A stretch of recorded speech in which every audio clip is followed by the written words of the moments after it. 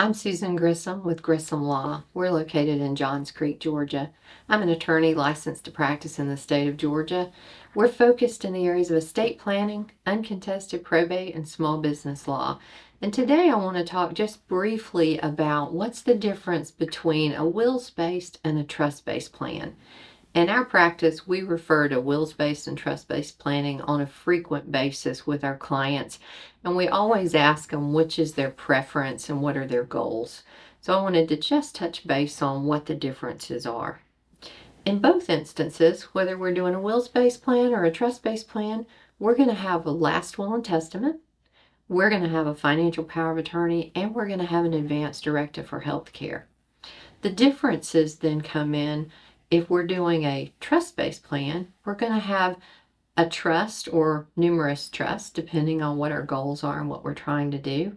We may have deeds if we own real estate. We may have assignments of business interests. We have various other documents intended to actually transfer assets into our trust so that we know that that trust is properly funded. As you're looking at the differences in these plans, my clients make these decisions based on a number of factors, usually based on their goals.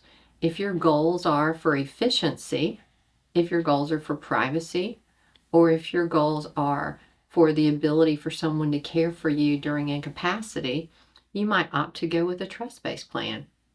If, on the other hand, your goal is simply to have a document in place that establishes who will manage your estate when you pass and who will receive your assets, then a wills-based plan may address all of your needs.